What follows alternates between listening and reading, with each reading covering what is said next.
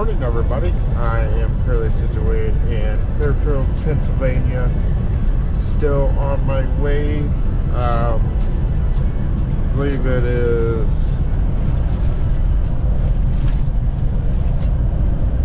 I guess it's like kind of outside of Philadelphia.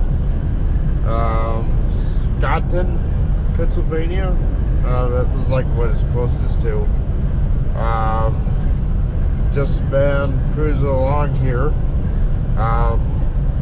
Been a decent journey. I definitely do not miss going through Pennsylvania though.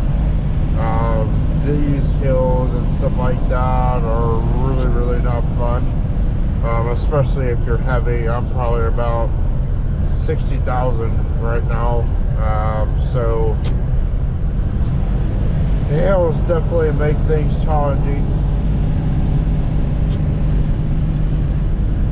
And other than the hills, and well, I just probably about an hour ago, I just had a truck that just almost hit me. He was going way too fast for a curve, and he was going too fast that he couldn't stay in his lane. So it was very close. It kind of definitely scared me a little bit there. You know, when you're going through this and stuff like that, you know, when you go through Pennsylvania, the curves are nothing to play around with. You know, you gotta really pay attention and watch your speed when you're going through them, because if you don't, something like that happens. You know, you can't stay in your lane, or you're just going to end up wrecking out.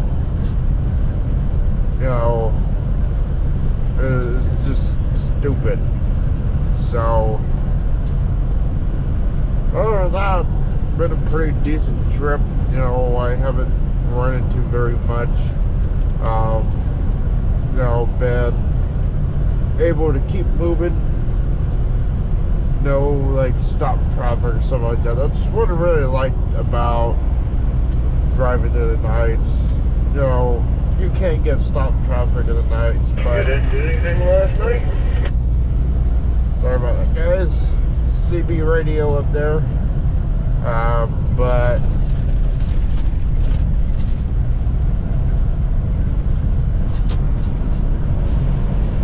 yeah, you know, stop traffic or stuff like that. You know, you don't really have to worry about that as much at night. That's kind of why I've been, you know, mostly been driving at night for the past, you know, couple weeks now. Is it's just easier to get through stuff. Here lately, I've been going through a lot of major cities like Atlanta, Dallas, you know, Houston, all this stuff, and so it is so much easier getting through that stuff at night than it is during the day. Mind you, it's still not great, but you know, I don't really have to worry about, you know, getting involved in stop traffic, stuff like that. You know, I can usually get through there pretty well.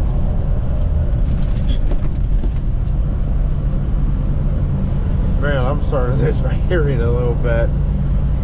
We're going through the different, you know, elevations and stuff like that. You know, you can start losing your hearing a little bit.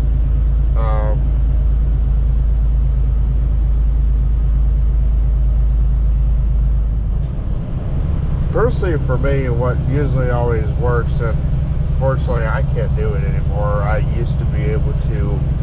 I have, like, taught myself to yawn, because that typically, you know, one of the things that actually helps. Yawning, or, you know, maybe drinking something or whatnot, actually helps trying to get your hearing back.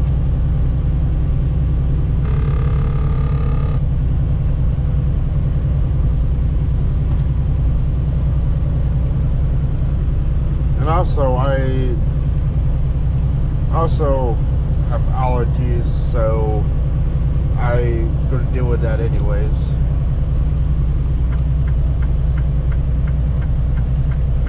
Going up a hill again, pretty slow. But yeah, I think I may have told you guys about this. I hope I did, but I had to take a plane when I came and started working for U.S. Express to go get my truck. It was down in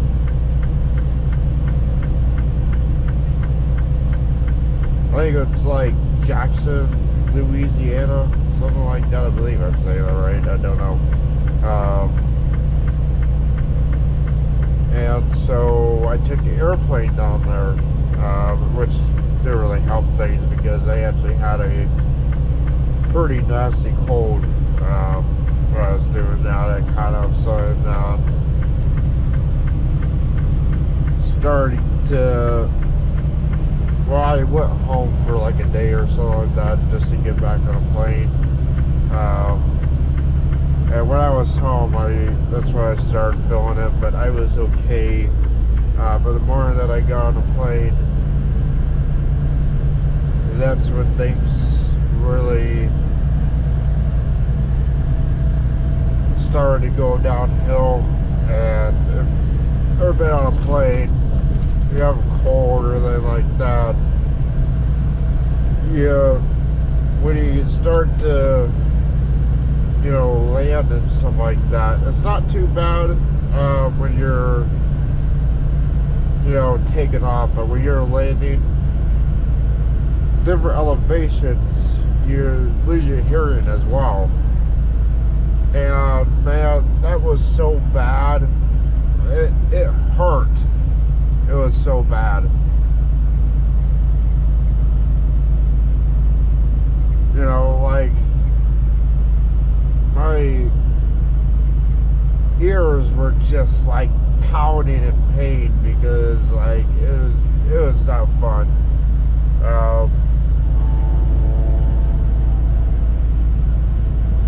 Clearly when I was on the plane, I ended up unfortunately getting sick. I had some motion sickness, which really sucked. But that was probably the worst because, like, thankfully though, I was essentially able to make it to my truck. And when I got in my truck, man, like, I got in here and I literally just went in the bunk and I went to sleep. Like, I was just exhausted, including when I get on the plane, I had to leave quite early. I kind of got there kind of late, and I had a family member that took me, and I was only able to get like 5 hours of sleep, which was not fun. So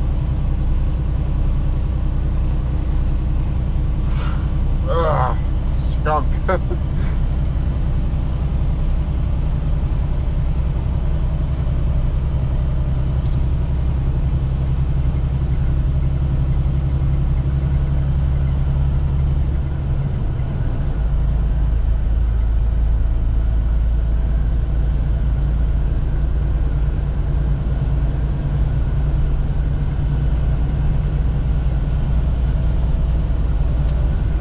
Yeah, that was just like part of, just how things went for me. It was not fun, but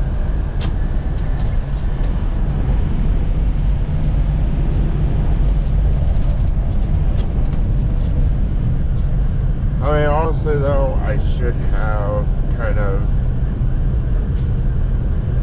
rescheduled it because of just how I was feeling, but unfortunately I'm a little stubborn, and it takes a lot for me to like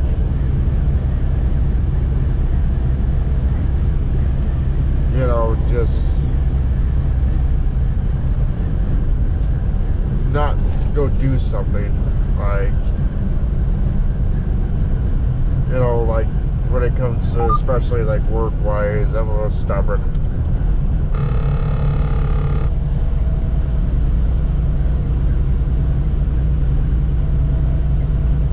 Just like, for example, the past couple of days with how I've been doing with, I don't think I mentioned this in the last video, of kind of talking about things here. The past week here, when I got back on home time here, which was Monday, and I make this on Friday, so and this week has been a little chaotic. So what kind of happened was I got a pretty small load, which is pretty common when you're coming from home. And I had a load from the Indianapolis terminal to Elkhart, Indiana. Fortunately, that didn't end up getting delivered by me personally. I tried to deliver earlier, there was nobody there, so I was really fixing to just hang out until it was time. It was about maybe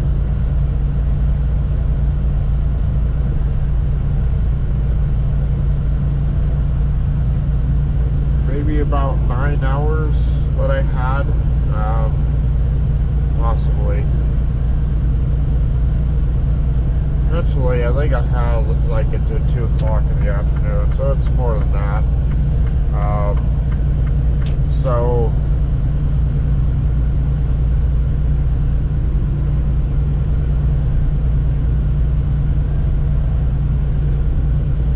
yeah, so kind of what ended up happening was I got a call from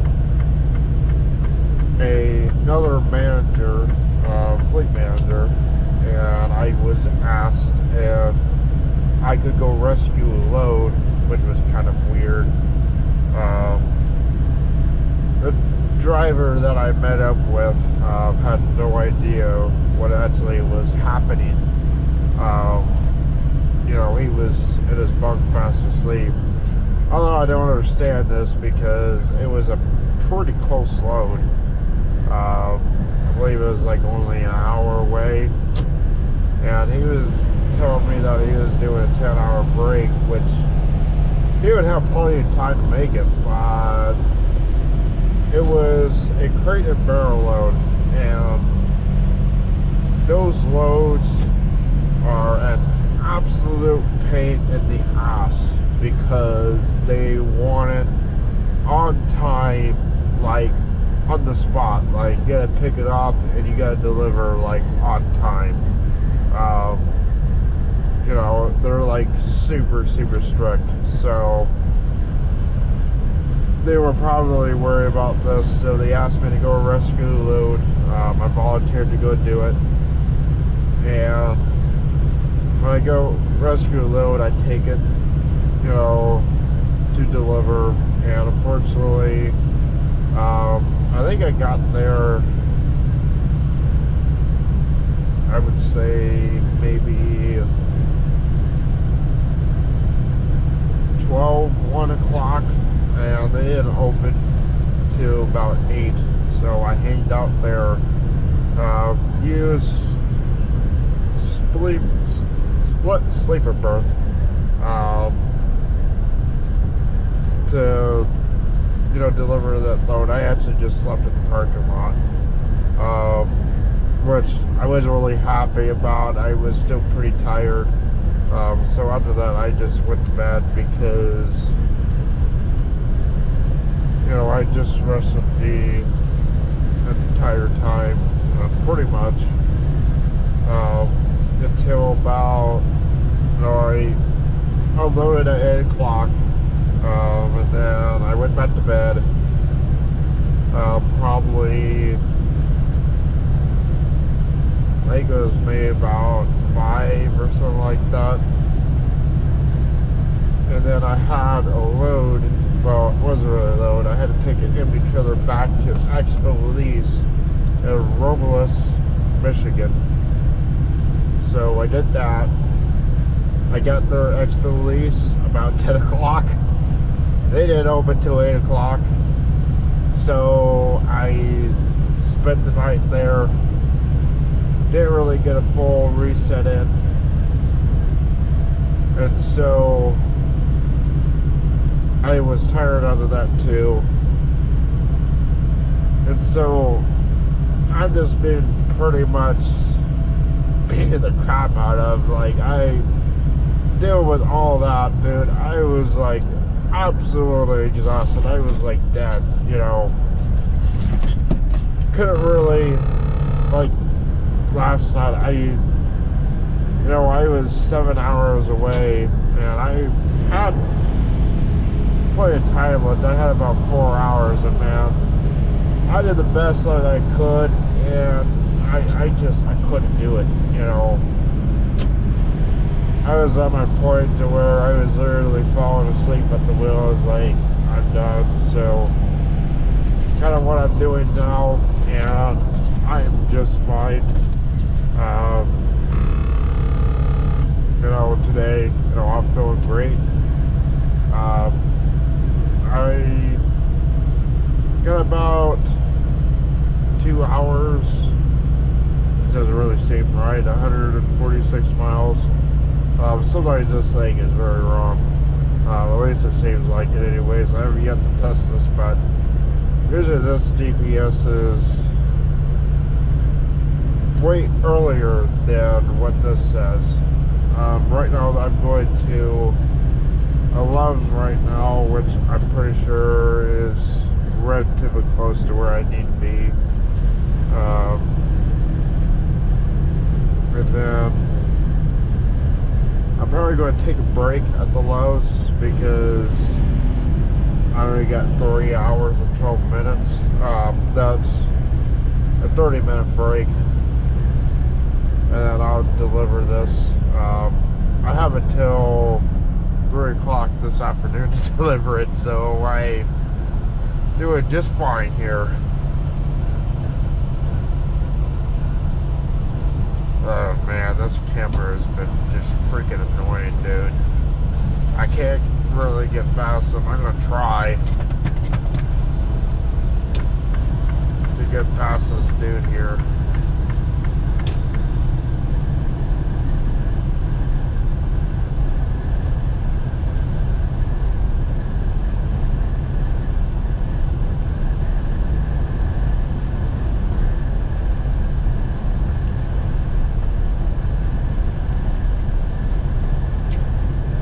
The wind is not fun here at all.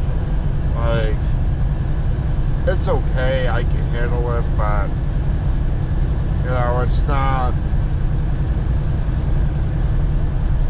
a comfortable drive by no means.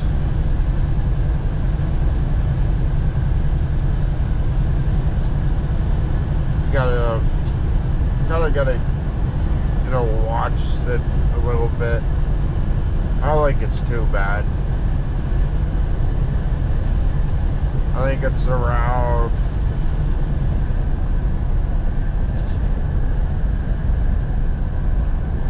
maybe 9-10 mile per hour winds.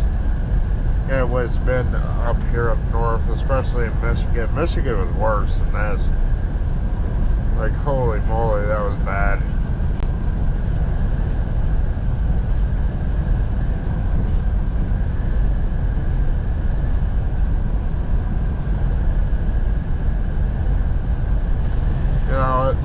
That it's not something that is a big deal by no means, but it just sucks, you know, because you can definitely feel it.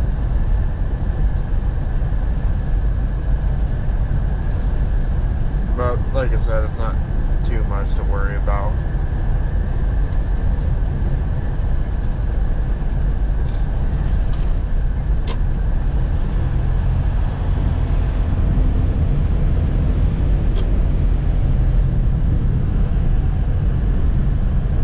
Also, I know some of you are wondering if, or see this GPS down here, my McNally there. And I don't have anything set in there right now. I did. These two had not been wanting to agree with each other. Red McNally tried to get me to take 75, which I could, but I decided to take 80. They're both pretty much going the same way. Although 70, I guess that's 75 and 76. I could have took it 76. It probably would have been a little bit easier taking this, but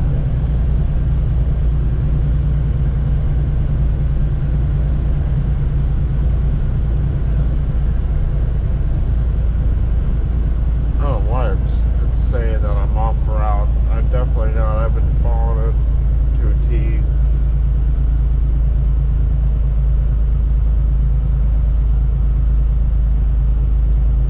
This is a thing with a company. They wanna,